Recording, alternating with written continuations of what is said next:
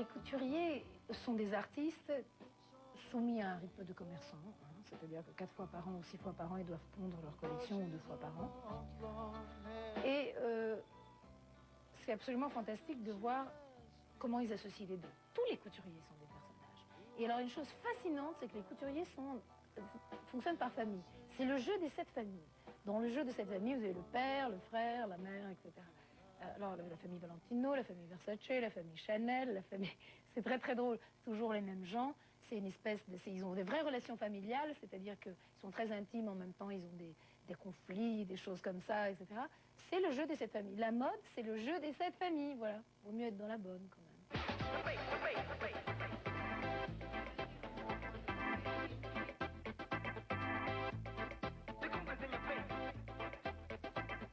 C'est très très amusant de parler avec Karl Lagerfeld. Déjà, c'est quelqu'un d'extrêmement intelligent, d'extrêmement brillant, d'extrêmement rapide, plein d'humour, plein de cynisme, réaliste. Bon, après, vous avez Christian Lacroix, générosité extraordinaire, gentillesse extraordinaire.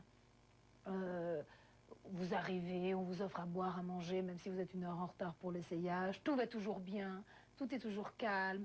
Un jour, je suis arrivée 4 heures en retard au défilé. Ouh là là, je courais comme une folle dans le hall de l'hôtel pour aller au défilé en espérant rencontrer personne. Je tombe pile sur Lacroix quand j'arrive. Je dis, écoutez, monsieur Lacroix, je suis tellement désolée, Christian, je suis navrée. Il y a eu un embouteillage, je commence à inventer une excuse. Et il m'a dit, tu vas bien, tu es calme. Bon, ben, c'est ça le principal. Alors maintenant, on va te faire maquiller et puis tout va bien se passer. Bon. Carla, c'est comme si elle était d'une autre planète. Elle a l'air comme ça de débarquer avec une naïveté, une candeur absolument insondable. Et en fait, c'est quelqu'un qui est aussi, qui a tout à fait les pieds sur terre, la tête un peu dans les nuages, quelqu'un d'assez poétique. C'est quelqu'un qui a... C'est peut-être le verbe chez elle qui me fascine beaucoup. Elle a, ce côté bonne éducation, qu'il y a une jolie réponse, une jolie phrase, très bien tournée spirituellement pour n'importe quelle question idiote.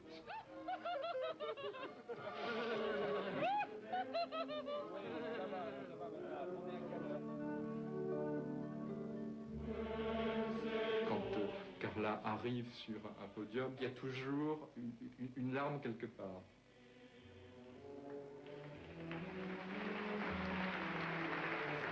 Trois violons, une jolie musique, Carla en principe fait pleurer.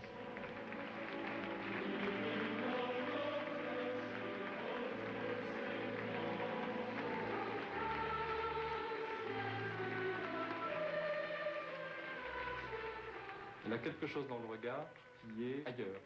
Elle s'émeut elle-même. L'image que je regarde, c'est vraiment elle, dans une certaine lumière, revenant, et avec quelque chose qui était très bouleversant sur le visage.